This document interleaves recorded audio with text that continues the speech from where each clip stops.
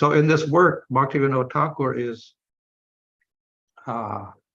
enumerating some important philosophical or theological points which are basic to our sampradaya. で、このダサムラタトワで、ティスランタ・サラスワティ・タクルは、その、この私たちのこの哲学において、基盤となるその基礎的なことを挙げています。So this, of course, is based upon Baladev Vidyabhusan's work. で、これはもちろんバラデブ・ビディア・ブーさんの、書物に基づいた作品となっています。And Baladev Vidyabhusan bases his upon Madhvacharya. で、バラデブ・ビディア・ブーさんはマドバチャリアの作品に基づいて書いていました。However, our philosophy differs slightly from that of Madhvacharya. でも、私たちの哲学は、ほんの少しマドバチャリアの哲学と異なります。So some of the basics are the same, and also are same as the philosophy of the Ramanuja Sampradaya, but then there are also some slight differences.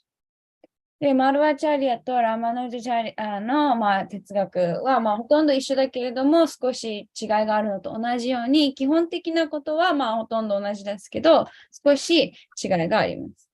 Okay, so here we have Supreme Lord, but then the Supreme Lord is also defined as ultimately Krishna. で、思考主が存在するんですけれども、その思考主は最終的にクリシュナであると言われています。So other sampradayas will say, yes, Supreme Lord is there, Vishnu, and Krishna is an avatar. But we say, no, Krishna is not an avatar. He is the source of all avatars. 他の哲学では、思考主は存在する。でもそれは、ヴィシュヌであって、クリシュナはヴィシュヌの化身の一人であると主張しますが、私たちはそれに対して、いや、クリシュナが思考主であると主張します。So if people argue, well, how do you prove that? で、それに対して、じゃあ、それの証明は何なのかと。Then ultimately we'll say, Srimad Bhagavatam. で、その証拠はシーマドバーガワタムであると私たちは答えます。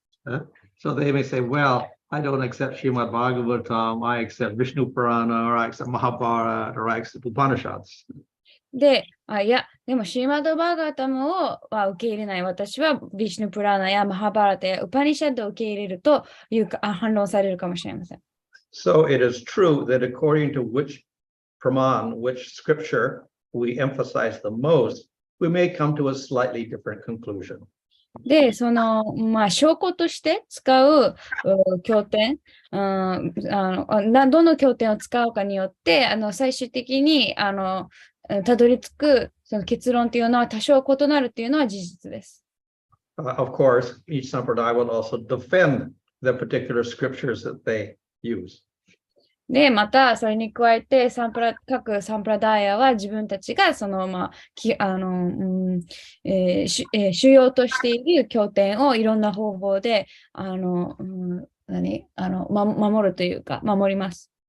So in Tatva Sandarbha, Jiva Goswami shows how Bhagavatam should be considered the ultimate scripture. I'm sorry, who? Jiva Goswami in Tatva Sandarbha.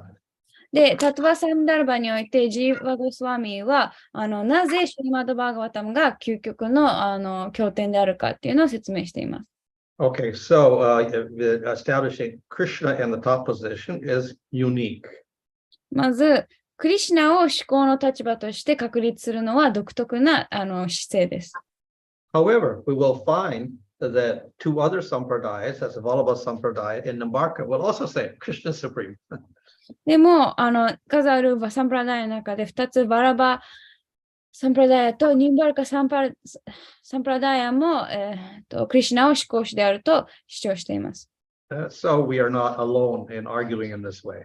なので、クリシュナが思考主であると主張するにあたって、私たちは一人ではありません。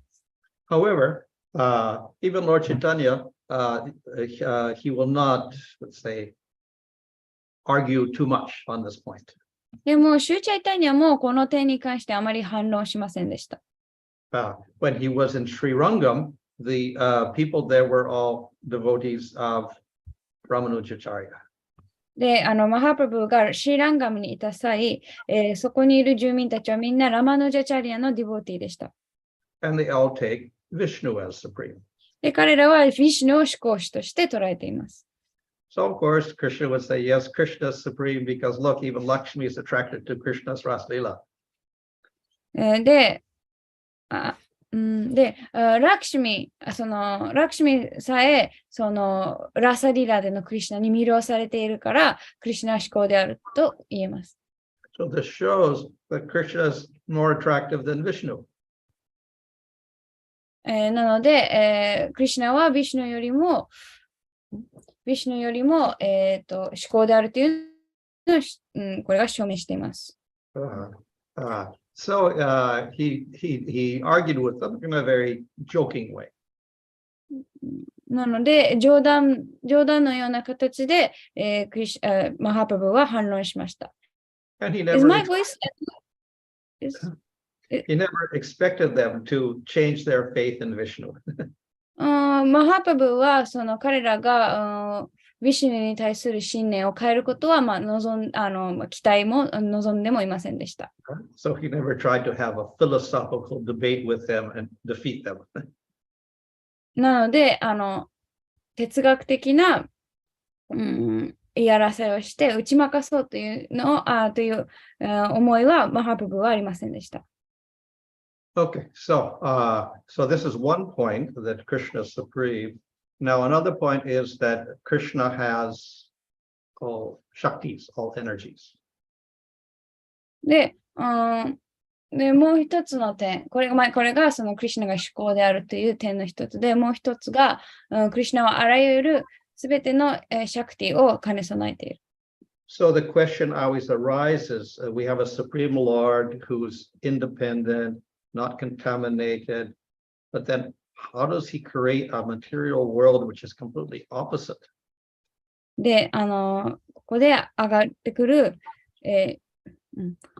る質問が、クリシュナは思考であって、完全に独立した存在で、純粋な、存在だけれども、その真逆である物質創造をどのようにして創造なさったのかっていう質問です。問いです。If a potter makes a pot, then his hands get full of clay. 例えば、なんだっけ、パトリーが出てこない、器とか作る、粘土みたいなので作る人は、作るときに、土っていうか、粘土が手について汚れちゃうじゃないですか。So if the Lord creates the world, he's going to get contaminated by matter. なので、同じように、もし神が、この世界を作ったら、その物質によって手が汚れてしまうんじゃないか。So various philosophies deal with this problem in different ways. で、この問題に対していろいろな哲学はいろんな形、別の形でそれを説明しようとしています。So Shankaracharya says, we don't have to explain how the Supreme Lord creates a material world, because there is no material world, so it's never created. で、シャンカラチャリアのサンプラダイの場合、どのようにして神が物質世界を作ったのか考える必要もないっていうのは、そもそも物質世界なんて作られていないから。Only Brahman exists, nothing else. 物質世界は存在しなくて、唯一存在するのはブラフマンだけだから。However, all the Vaishnavas say, no, material world is real, jivas are real, Supreme Lord is real. So not only Lord exists, other things exist, and they actually are real. But then how does the Lord create the material world? で、それに対してバイシナは、いや、それは違う。物質世界もジーバも思考主も全部実際に存在して、実際に存在するから、思考主以外にもいろいろなものが存在する。でも、じゃあ、どのようにして、思考主はこの物質世界を創造なさるのか。And this is one of the main reasons why we have different philosophies. We have Madhvacharya with Dvaita philosophy and Ramanuja with Vashishta Dvaita philosophy and Lord Chaitanya with Achintya Bheda philosophy. で、その問いに対する説明が異なるからこそ、そのいろいろな哲学が存在する、いろんな哲学が存在する、そのいろんなサンプラダイヤは異なった形でその問いに答えようとしている。例えば、マルワ・サンプラダイヤはそのドワイタ哲学だったり、ラマヌジャ・サンプラダイヤはバシシタ、なんだっけ、バシシタ、バシシタ・ドワイタって、なんだっけ、なんて書いてあるかわかんない。で、チャイタニア・マハーパブは、このアチンティア・ベーダの哲学でそれを説明しています。Okay, so in Lord Chaitanya's movement, we have the idea of Shaktis. で、チャイタニアの運動では、シャクティという概念があります。The Lord acts through his Shaktis. 主はそのシャクティを通して活動なさいます。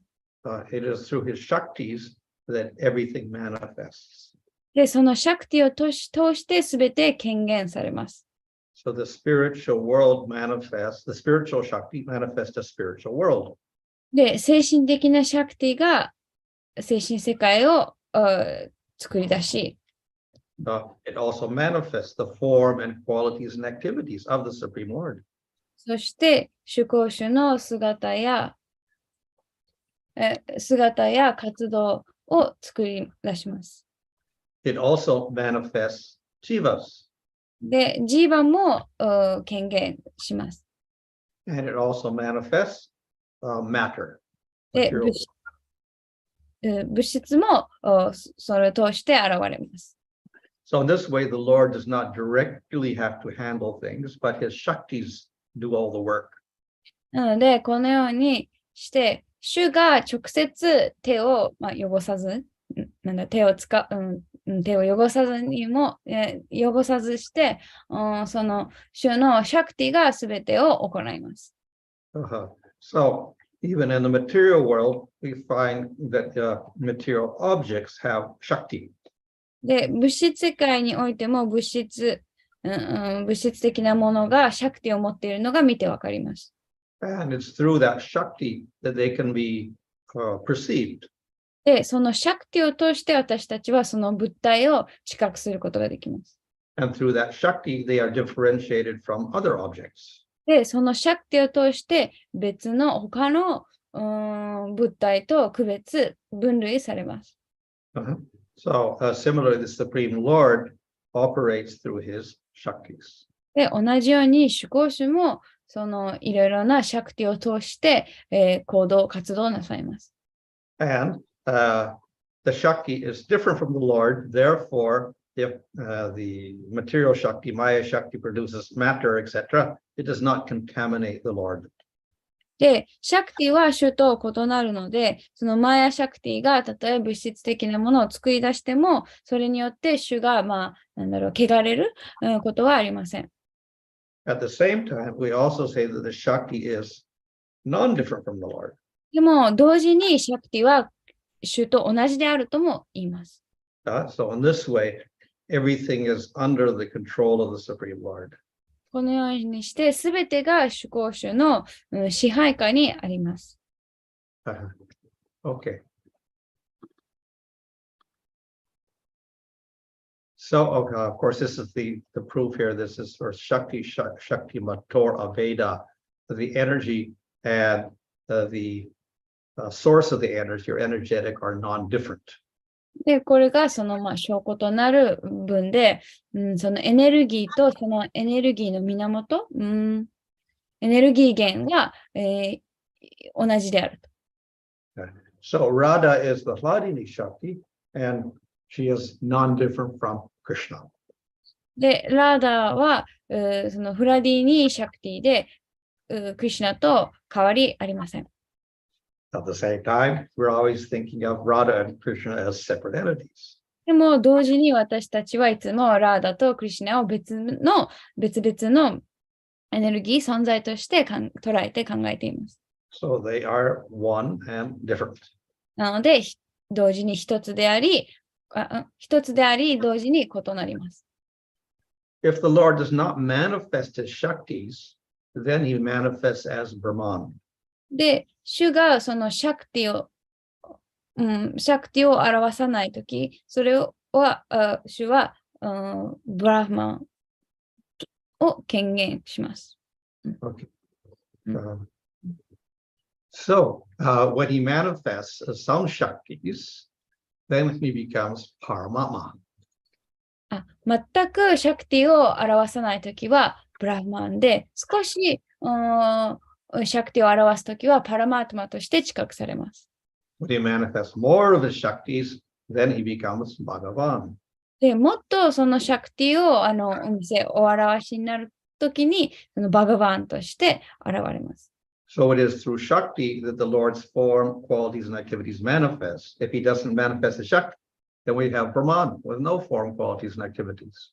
なので、そのシャクティを通して思考主はそのご自身の姿、質、活動を表しになさって、シャクティがないと、それはその活動や姿や、質がないブラフマンのままです。So when we come to Bhagavan, in Bhagavan, we have different forms. We'll have Matsya, Kurma, Narasimha, Rama, Krishna, Vishnu, etc. で、バガバンに来ると、いろいろなバガバンの姿、例えばマッチャとかクルマとかラマとかナラシンヤとかいっぱいあります。So these are all manifested through the spiritual Shakti of the Lord. で、これらの姿はすべて思考主の精神的なシャクティを通して権限されます。Right? And in those different forms, the Lord manifests different qualities. So Narayan is full of power, majesty. That's because of his Shakti. で、その、姿によって表される質が、ちょっと異なる。例えば、ナラヤナの姿は、その力とか、富を表します。And then when Krishna manifests his sweetness, the Lord manifests his sweetness, he becomes Krishna. で、主がその甘さを体現なさるとき、それはクリシナの姿として現れます。This is all done through his Shakti. で、これはすべて主のシャクティを通して行われます。So we have three general categories of Shakti: the Chit Shakti, the spiritual energy, Jiva Shakti, and Maya Shakti.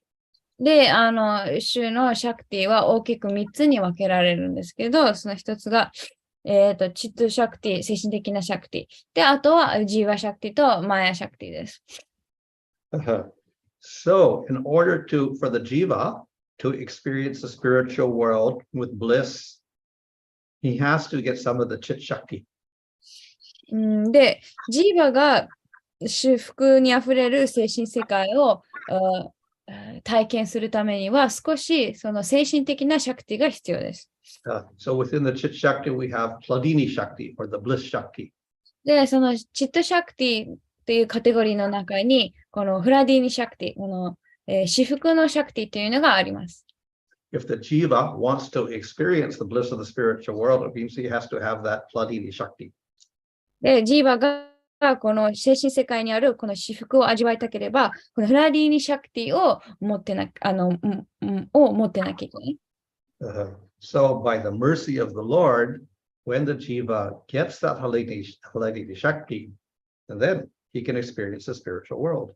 なので、その主のご慈悲によって、そのジーバが、フラディーニシャクティを、得たとき、その手に入れたとき、その精神的な至福を味わうことができます。So, in other words, the Jiva combining with a little bit of the Chit Shakti becomes qualified for the spiritual world. なので、少しのチットシャクティ少しのチットシャクティと組み合わさったジーバは精神世界を味わうその権利を得ます。So, apart from the Jiva Shakti, we have Maya Shakti. This is the material energy. で、ジーバシャクティの他にこのマヤシャクティっていうのがあって、これは物質エネルギーです。This is quite different from Jiva Shakti and Chit Shakti. で、これはチットシャクティとジーバシャクティとはかなり異なります。It has no consciousness. 意識を持っていません。But it can influence the Jiva Shakti. でも、ジーバシャクティを影響することができます。Within that Chit Shakti, we got these three categories: Sandini, Samvit, and Hladini. で、このチットシャクティというカテゴリーの中に3つ、サンディーニ、サンビット、そしてフラディニシャクティというのがあります。And that Sandini Shakti will manifest the form, qualities, and activities in the spiritual world. で、このサンディーニシャクティの、サンディーニシャクティというのが精神世界の姿や質や活動を権限します。It also manifests in a shadow form in the material world to create form, qualities, activities in the material world. で、また、影の形で、物質世界においても、この姿、質、活動を作り出します。So all of the subjects of the study of science is involved with the names, forms, qualities, and activities of material things. All of this is a shadow manifestation of the Sandini Shakti. で、あらゆる科学っていうのは、この物質世界にあるものの名前だったり、姿だったり、その行動を研究しているんですけれども、これらの対象はすべて、このシャンディニ・シャクティの、影のような、影の権限を対象としています。So Samvit refers to knowledge. で、サンビットは知識を指します。Or awareness. または、その何かに対する認識。Okay. So we have two varieties. In the spiritual world, we get spiritual knowledge, spiritual awareness. で、これも2種類あって、精神世界では精神的な知性、精神的な知覚、認識を指します。In the material world, we get a, let's say, contaminated shadow form of material knowledge. で、物質世界では、その、不純な状態、影のような、状態で、物質的な知識として現れます。Okay. So therefore, these energies act spiritually, but they also have their material counterparts.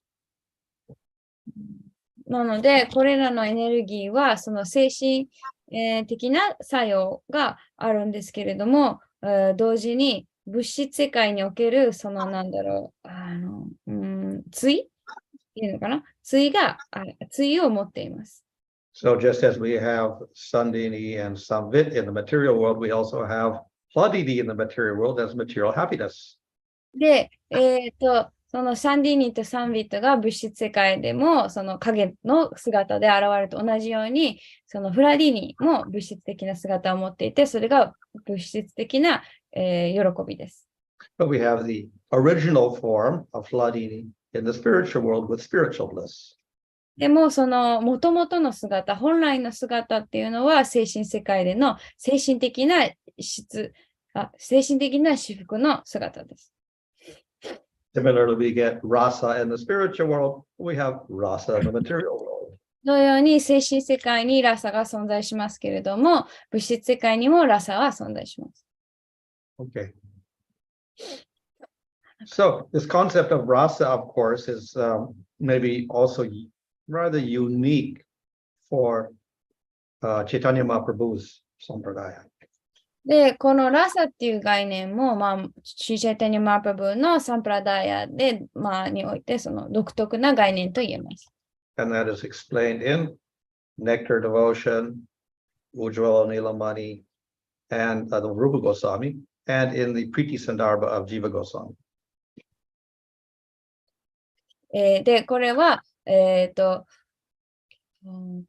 ー・ディボーションとウジュワラ・ニラマリと、最後の、何でしたっけ？で、プリティ・サンダルバで、それことが書かれています。Okay, but we'll find the word rasa is actually referred to in the Taittiriya Upanishad. でもこのラサっていう言葉は、このタイテリア・ウパニシャッドでも書かれているのがわかります。So rasa is considered to be the Supreme Lord. で、ラサは思考主として捉えられています。When the jiva attains that Supreme Lord, he experiences bliss, rasa. というのは、ジーバがその思考主を達成することで、至福、ラサを味わう。So there we have an idea that the Lord himself is rasa, and the jiva, on attaining the Lord and rasa, then he becomes blissful. で、ここでは、この主ご自身がラサであり、ジーバはその主とそのラサを、達成することで、その精神的な至福を味わうというふうに考えられています。Okay. So that word rasa, of course, is actually a combination of elements. で、このラサっていうのはいろいろな要素の組み合わせです。We have the sthāyi bhava, or the relationship with the Lord. 一つがこのスタイバーバ、思考主との関係です。That mixes with vibhava, anubhava, sattvika bhava, vibhachari bhava, it becomes rasa. で、このスタイバーバがビバーバやアヌバーバや他の要素と混ざり合ってラサになります。When it is directed to Krishna, it becomes spiritual rasa or bhakti rasa. で、これがクリシュナに向けられると、それは、バクティラサと呼ばれます。精神的なラサ、またはバクティラサと呼ばれます。When that sthāyi bhava is directed towards material person, then it becomes material rasa. でも、このスタイバーバが物質的な対象、人に向けられると、それは物質的なラサです。Okay. So we have two types of rasas, primary and secondary. で、ラサには2種類あって、主要なラサと二次的なラサがあります。There's 5 primary rasas, Adishanta, Dasa, Sakya, Vatsalya, and Madhurya. 今の5つが主要なラサです。There are 7 secondary rasas: comedy, wonder, bravery, lamentation, anger, fear, and ghastliness. で、7つの二次的なラサがユーモア、驚き、勇敢さ、嘆き、怒り、恐れと恐ろしさです。Okay.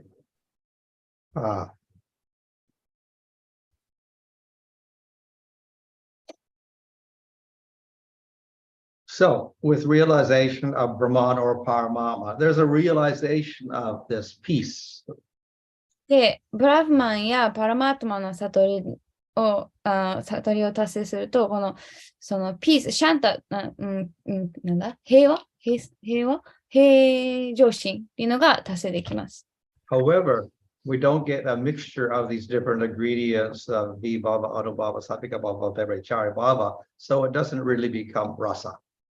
でも、その他の、例えばビバーバとかアヌバーバっていう要素がないので、実際にはラサまで到達しません。When one realizes the Lord's form with power and majesty, then we get Dasa. で、主の姿を、その力があるものとか、その畏敬の念を持って捉えると、それはダッシャラサにつながります。So there's always a awareness of one's own insignificance or smallness and the greatness of the Lord. で、そのダッシャラサでは、その主の偉大さ、そして自分がどれほどちっぽけな存在なのかっていうのを、それが常に頭の、頭の後ろ So the awareness of the difference gives rise to great reverence or respect. で、その考え方が、すごく、その畏敬の、敬意の念につながります。But if this reverence is very, very strong, then that jiva cannot experience higher rasas. でもその畏敬の念が強すぎると、ジーバはもうより高いラサを味わうことはできません。So if the Lord reveals himself as Krishna, and one begins to appreciate Krishna, then that state of reverence will become less and less, and then the jiva becomes qualified for other rasas. でも、その思考集はそのクリシュナとしての姿を表すと、そのジーバはそれに魅了されて、その畏敬の念っていうのが徐々に、減っていきます。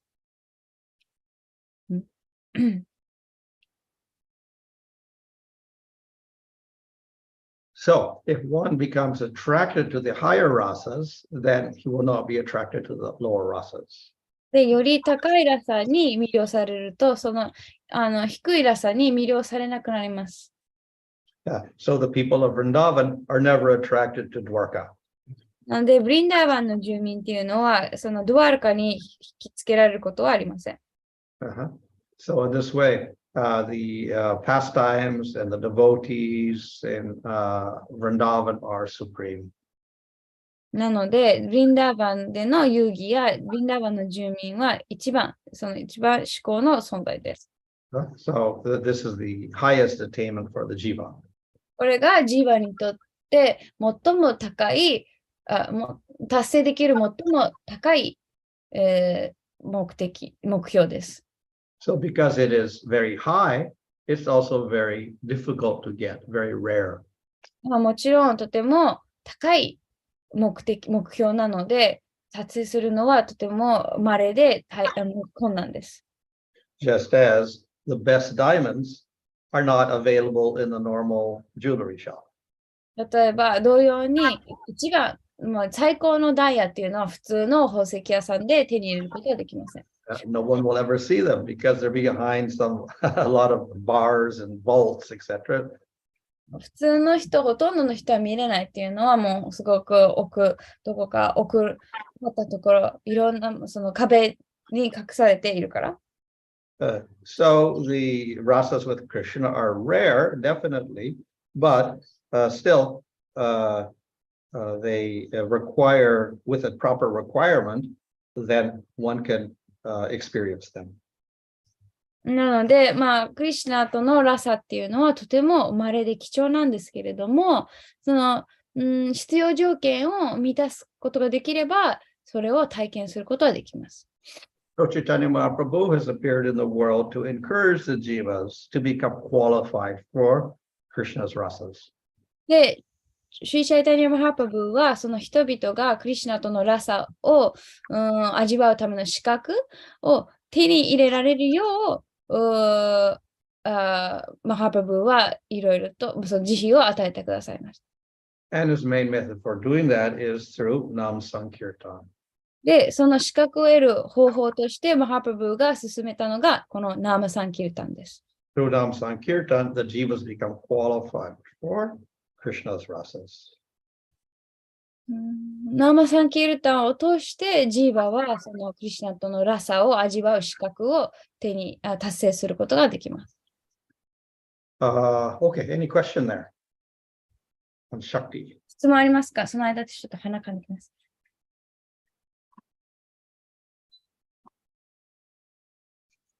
質問どうぞ。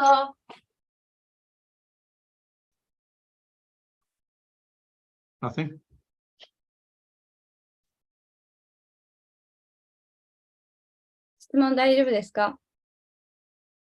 Okay, no question. I'll go on to the next point. Krishna is supreme, Krishna has Shaktis, and now we get the jivas. ちょっと鼻かんでました。質問がなければ次の点に移ります。次の点がジーバです。So, of course, in some philosophies, there is no jiva. In Shankaracharya's philosophy, there is no jiva. Jiva is an illusion. 哲学の中にはジーバなどそもそも存在しないと提唱している、哲学があって、その一つがこのシャンカラチャリアの哲学です。However, all of the Vaishnavas reject that proposal. でもこのジーバは幻想に過ぎないっていうその主張をバイシナは受け入れません。And even the other philosophies like Sankhya and Nyaya logic, etc., they also say the jiva is real. で、そのサンキャとかニャーヤっていう哲学もジーバは事実、真実、事実、存在するっていうふうに言っています。Okay. So, of course, those who reject the Vedic philosophy, they may think the body is the jiva. で、ベーダの哲学を否定する人は、この体がジーバであると考えます。So, Charvaka Muni, one philosopher in ancient India, he says, the body is the Atma. で、この昔のインドの哲学者、このチャルバカムニは、この体がアトマであると言いました。Other people who don't follow the Vedas may say that human beings have souls, but animals and plants don't. で、他の、そのベーダを否定している、哲学の中には、人間は魂を持っているけど、動物や、植物は持っていないと主張します。Today, I don't know even if the Christian faith accepts that the animals and plants have souls. I don't know if they accept it even today. 今日今、現代でキリスト教がその動物や、植物にも魂があると認めているかどうかちょっとわかりません。Okay. So if we don't believe that there's a jiva in the human beings and other entities, then there's no concept of having a previous body or a previous body. で、人間にも、ジーバがないってその概念を持っていれば、その過去性とかっていう概念もなくなります。Okay. So those who are not so much in ignorance are in the mode of passion, then they will accept that animals, plants, whatever, humans all have souls, and they also believe in previous and future lives. で、今までのはその無知の様式に位置している考えだったんですけど、それを超えて劇場の様式にいる人は、その、人間や、動物や植物には魂があって、その過去性っていう概念も、信じます。But they still don't believe in a spiritual world. でも、精神世界が存在することは受け入れません。People who are a mixture of passion and goodness, rajas and sattva, then they believe there is another world called Svargaloka, but no spiritual world. で、それをちょっと超えて、劇場と徳の様式が混ざっている人っていうのは、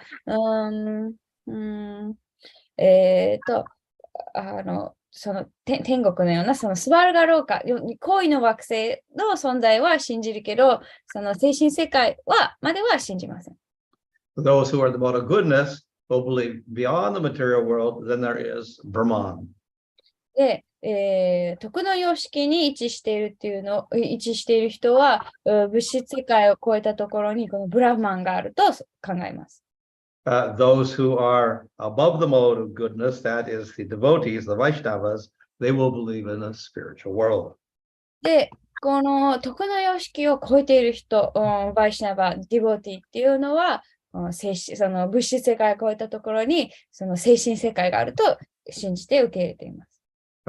So the jivas arise from the tatashta or jiva shakti of the Lord. で、ジーバっていうのは、主のタタシタ、またはすなわち、ジーバシャクティから来ています。So these jivas are conscious like the Lord, but they're also different from the Lord. で、このジーバは主と同じように意識を持っていますが、主とは、異なる存在です。And this is made clear in the Svetasvatara Upanishad, also in Bhagavad Gita and Bhagavatam. で、このことは、シュエタ・シュワタラやバガバタギータやシューマタ・バガバタムで明確にされています。So the jiva is distinct from matter and is also distinct from Supreme Lord. で、ジーバは物質とも違いますし、思考者とも異なる存在です。So the jiva is distinct from matter because jiva is conscious, matter is not conscious. で、ジーバと物質の違いは、ジーバは意識を持っているけど、物質は意識を持っていない。But the jiva is different from the Lord because the jiva can fall under ignorance. で、ジーバと思考主の違いっていうのは、ジーバはその無知に追われる可能性があるっていう点です。Okay, so there is one Supreme Lord and there is infinite number of jivas. で、思考主は一人。で、ジーバの数は無数にあります。The jiva is said to be anu, very small, で、ジーバはアヌ、とっても小さいと言われています。and dependent on the Lord. そして、主に依存しています。And thus he's always the servant of the Lord. なので、いつも主の召使い、しもべの立場にいます。So we said that the Shakti and the Shaktiman were non-different. So Jiva comes from the Shakti of the Lord. He's different from the Lord. He's also non-different from the Lord. で、先ほどシャクティとシャクティマン、そのエネルギーとエネルギー源は、一つであり違うと言ったように、ジーバはこのシャクティから来ているので、主とは違うですけど、同時に主と同じとも言えます。So the jivas are called tatashta because they may be situated in the material world or in the spiritual world. で、ジーバはそのタタシタに位置するって言われてるんですけれども、それは精神世界に位置することもできれば、物質世界にも位置することができるからです。So tatashta means situated on the border. タタシタっていうのは境界線に位置するっていう意味です。So they can be either material world or in spiritual world. で、物質世界にいることも、精神世界にいることも、どちらかに選べるというか、そういうことです。So in either case, in the material world or the spiritual world, the jiva is dependent on the Lord.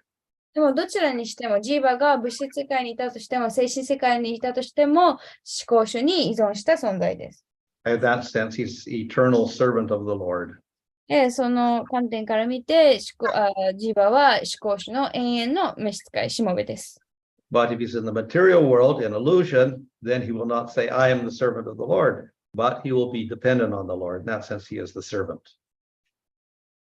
でも、この物質世界にいて、その幻想に覆われている時、そのジーバは自分はそのしもべであるとは言わない。でも、主に依存しているので、そのような形で、主の召使いとして居続けます。So the nature of the jiva is he can gain knowledge of things. で、ジーバの性質の一つが、その何かに対して、何かに関する知識を得ることができる。So he's without birth, without change. で、誕生も変化もなく、Eternal, 永遠で、can get bliss, experience bliss. で、至福を体験することができる。Has an identity. The jiva has a sense of I. I am aware of this. I experience this. で、自己のアイデンティティを持っている。私っていう、そういう概念を持っている。Okay. Any questions there? はい。質問ありますか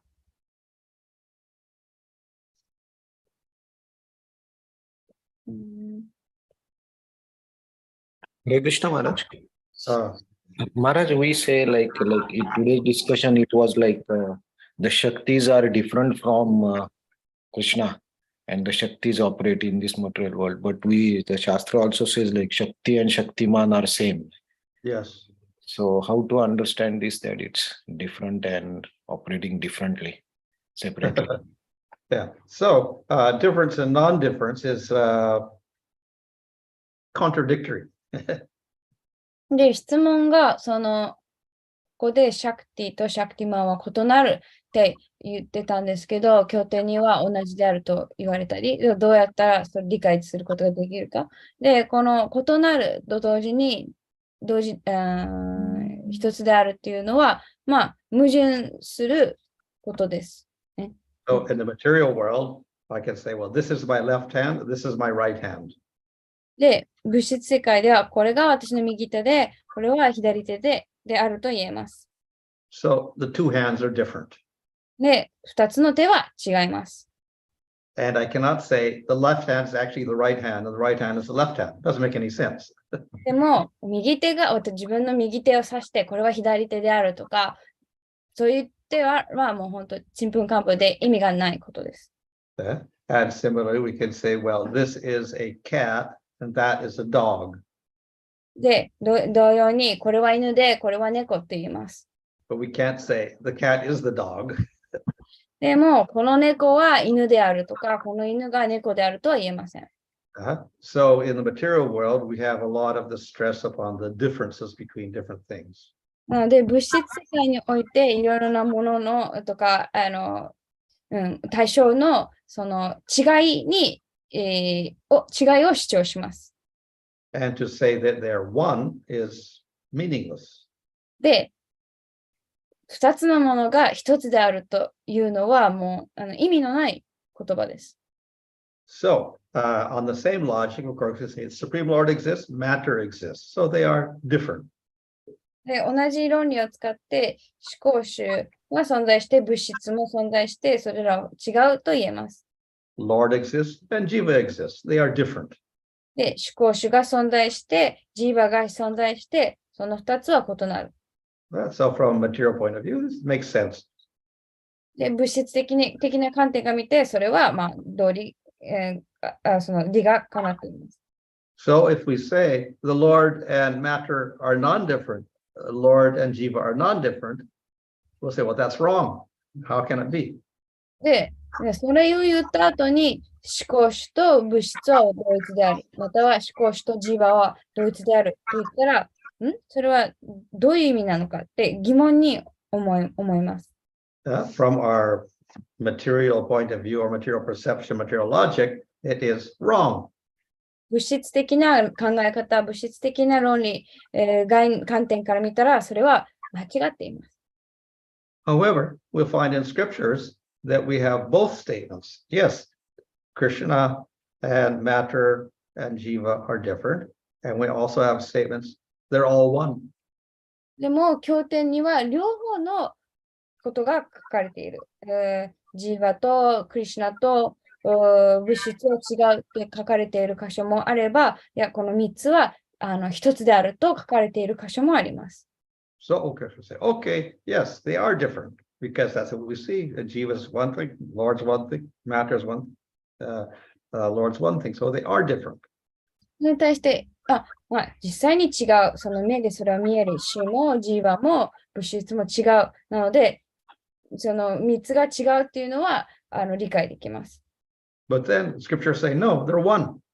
でも経典は、いや、その3つは1つであると主張します。So is scripture lying? じゃあ、経典は嘘をついているということですか？ So Shankaracharya says, no, scripture is true. There is only one Brahman. Nothing else exists. で、シャンカラチャリアはそれに対して、経典は絶対に嘘をつかない。経典こそが真実である。だから、すべて一つでブラフマンしか存在しないと言います。But though the jivas, the scriptures may speak of jivas, the material world, etc., all this is actually not true. で、シャンカラチャリア曰く、この経典はジーバとか物質に触れているけれども、実際それらは存在しない。真実ではない。So we get scriptures saying contrary things, and Shankaracharya will take one side and say, okay, oneness is true, difference is not true. And then the Vaishnavas say, difference is true, oneness is not true. Vaishnava said, oneness is not true. Yeah, oneness is not true. で、その経典の矛盾点を見て、シャンカラチャリアは、その他の点を無視というか考慮せずにこの全てがブラフマンである、全てが一つであると主張して、バイシナバは全ては一つではなくて異なる存在であると主張します。So, but then what do the Vaishnavas say about oneness? When the scripture says only Brahman exists, oneness, there's only one thing. What does that mean? じゃあ、バイシナバはこのすべてが一つであるっていうのをどういうふうに捉えているかというと、So Madhvacharya will say, it doesn't really mean oneness. It means the Lord controls everything. マーダバチャーリアは、この一つであるっていうのは実際に全部が一つであるという意味ではなくって、主講主がその他のものを支配していることを指していると言っています。Similarly, Shankaracharya will say, there's so many statements about difference. Matter is there, jivas are there, but we can interpret those statements. で、シャンカラチャリアは、いろいろな、その経典はいろいろなものの違いについて書いているから、それを解釈することができると言っています。The scriptures are talking about an illusory existence, like a dream. で、経典は、その夢のような、その幻想について書いている。And so when you wake up, the dream is finished. So when we realize Brahman, then we realize all these things spoken of in scripture about material worlds, etc., all illusory. で、夢から起きたら夢にあったことは全部なくなっていると同じように、このブラフマンを悟れば、他のその経典に書いてあった他のこと、ジーバとか物質っていうのは、実際は存在しないっていうのがわかる。これが、シャンカラチャリアの主張、見方です。But then Chaitanya Mahaprabhu says, why we have to negate any of these statements? We will accept the statements about difference. We'll also accept the statements about oneness. で、それに対してチャイタニマハプブは、経典の言葉、この言葉を受け入れるけど、この言葉は否定するっていうのは別にしなくてもいい。すべてその、違いがあるっていう点も、ことも、すべて一つであるっていう点も受け入れることができるとおっしゃっています。But then Shankaracharya and the other Vaishnavas will say, oh, but that doesn't make any sense. You can't say the Lord is one, but there's also difference at the same time. How you can say both things. それに対して、その他のサンプラダーヤは、いや、そんなことはできない。矛盾している。思考主が一つである。思考主は異なるって言っときながら、思考主とすべては一つであるっていうのは、それはもうありえないと、反論します。So Lord Chaitanya says, no, the Supreme Lord has a Chintya Shakti, inconceivable Shakti, by which there's oneness and there's also difference. で、それに対してマハプブは、その思考主は、このアチンティシャクティ、その想像を超えたシャクティ、その、理解できないシャクティを持っていらっしゃる。だから、この同時に一つである、そして異なるっていうのが可能になるとおっしゃっています。And so by accepting both concepts of oneness and difference, we don't have to interpret or minimize the different statements in Scripture. で、この2つの観点、その全てが一つである、そして同時に異なるっていう両方を受け入れることで、私たちは経典に書いてあることを、経典の一部を否定したりとか、わざわざその、解釈しなくてもよくなります。So the oneness and difference cannot be understood by material logic. で、この一つであると同時に異なるっていうことは、物質的なロジックで理解することはできません。It's part of the inconceivable nature of the Lord. これは思考主の想像を超えた質の一部、一つです。ハレクシナ質問あります。一つ目は、ブラフマンは、未権限の、思考主の未権限の状態っていうふうに説明いただいたんですけど、プラダーンと、あと、マハトタットバと、あと、ブラフマンとマハトタットバも、思考主の未権限の状態。それは物質宇宙の未権限の状態なのかな。とにかく違いがわからないので教えてください。ブラフマンとマータトワですね。はい。So it's mentioned that this Brahman is the unmanifested feature of the Lord. And I think this Brahman is also like this unmanifested. So basically, she wants an explanation, the difference between this, the explanation of this Mahatatva and the Brahman. Oh, Mahatattva is actually a manifestation of Prakriti. このマハタトゥバは、プラクリティの要素の一つです。When the Lord glances over Prakriti, it transforms into Mahatattva. 主がプラクリティに一別を向けたときに、それが、マハタトゥバになります。Then Mahatattva transforms into Ahankara. で、このマハタトゥバがアハンカーラになって、Ahankara transforms into material elements, senses, etc. で、このアハンカーラが物質的な感覚や要素に変化します。And all the elements combine to make material worlds. で、これらの要素が混ざり合って物質世界を作り出します。So Brahman is a feature of the Lord, not part of Prakriti. ブラフマンは思考主の要素の一つで、プラクリティの一部ではありません。But when he doesn't manifest his Shakti in it, then it becomes Brahman with no form, qualities, and activities. で、主がそのシャクティを表していないとき、このブラフマンの姿、その名前とか質とかがない、姿とかがない、その要素として現れます。よくわかりました。ありがとうございます。で、2つ目の質問は、シャンカラチャリアとか、非人格論者が、その人たちにもすごい主張があって、で、一見、論理で、経典もあって、すごくこう、論破されそうになると思うんですけど、なんでその人たちがもっと信念をそのマヤバディ哲学に信念を持てるようにいろんな詳しい説明があってシャンカラチャリアっていう人たちも思考主の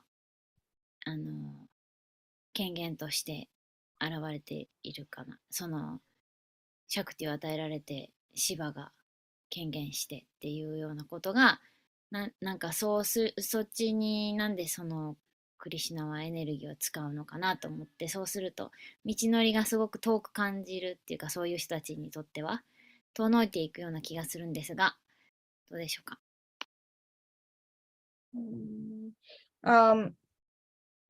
So like for the Mayavadi, Shankaracharya and the other like impersonalist philosophy, like they have like one can say they have a very strong argument, like they can base their arguments on the scripture, and it may sound very logically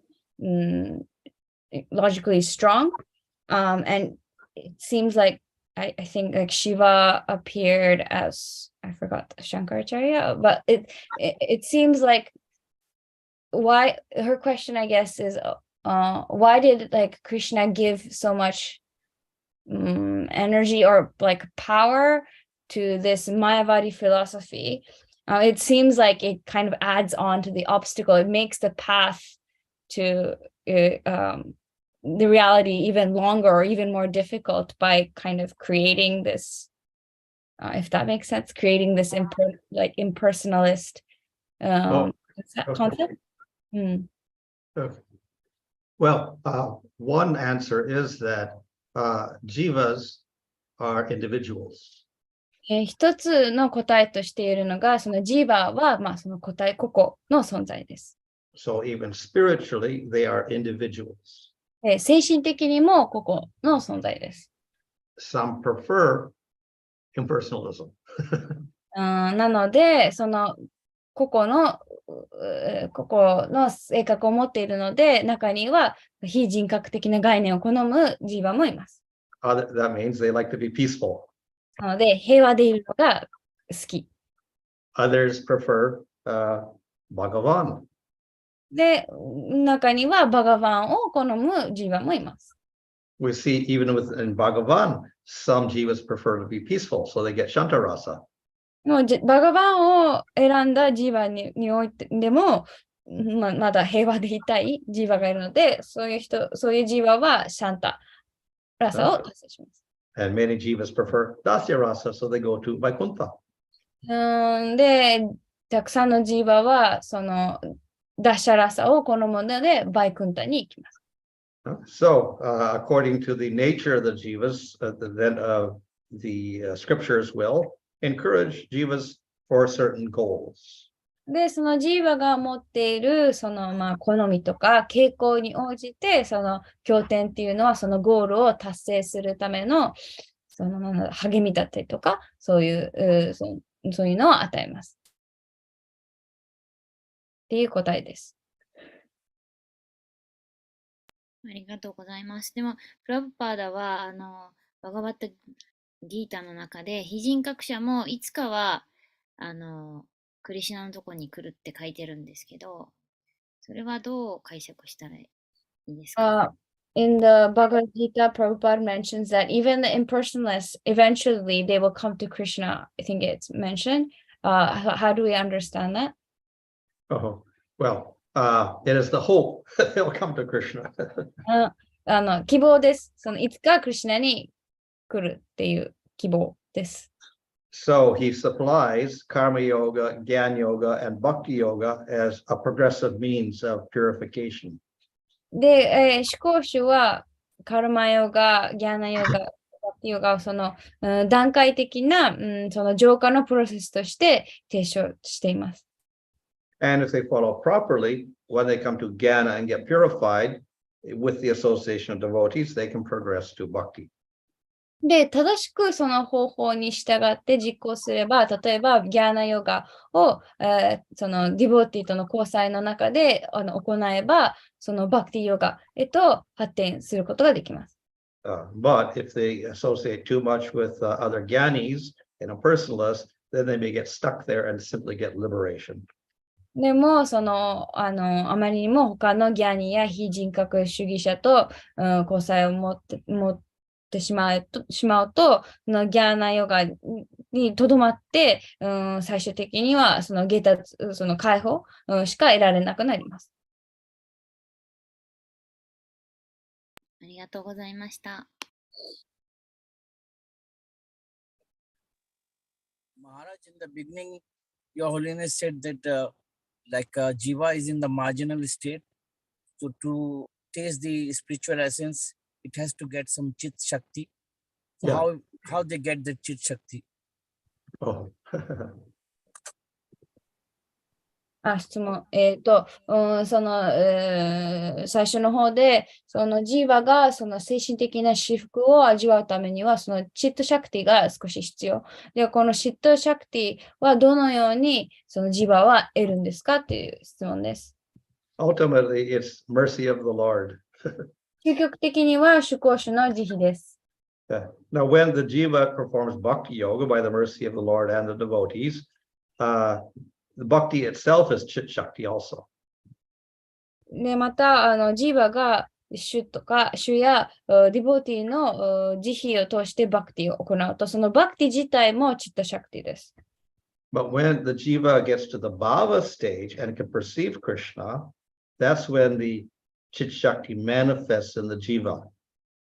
でも、そのディボーティがバーバの段階に達成して、実際にクリシュナを見て知覚することができると、そのチットシャクティが、そのジーバの中っていうか、マニフェスト、チットシャクティがジーバの中に現れます。So through the Samvit Shakti and Hladini Shaktis in the jiva is able to perceive the Lord and experience bliss in rasa with the Lord. で、その、サンビットシャクティとラディーニシャクティを通して、ディボーティは、主を知覚して、そして主とのラサを味わうことができます。Without that Shakti, he can't see the Lord, he can't hear the Lord or anything, nor can he experience rasa. そのシャクティがなければ、主を見ることも、知覚することも、聞くことも、ラサを味わうこともできません。So a little bit of that chit shakti is very necessary for the jiva to experience the Lord. で、この、主を知覚するためには、この少しのチットシャクティが必要不可欠です。So that will manifest in the jiva by doing sadhana bhakti and without offenses and by the mercy of devotees and the mercy of the Lord. なので、このチッタシャクティが現れる方法を表す方、もう一回言います。この冒涜を犯さずにサダナを行うこと、そして主やディボーティの慈悲を通してこのチッタシャクティが与えられます。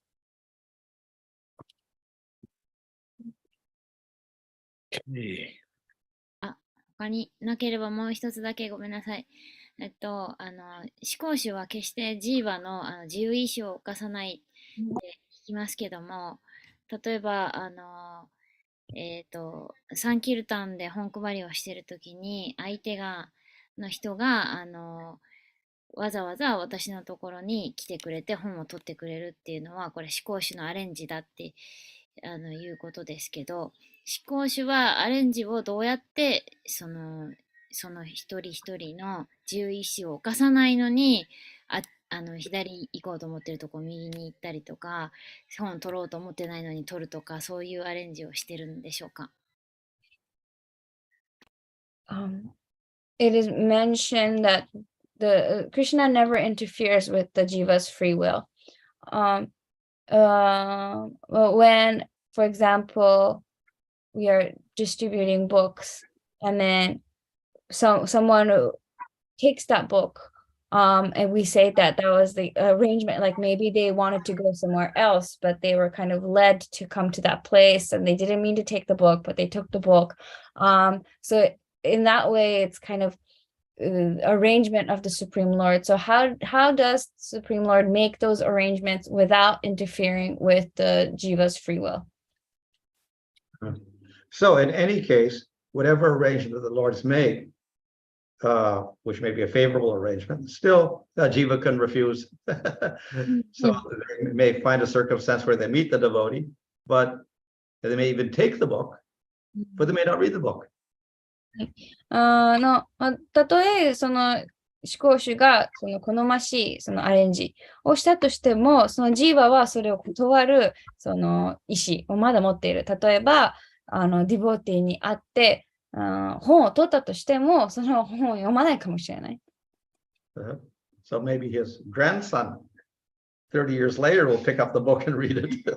でもその孫が30年後その本を見つけて読むかもしれない。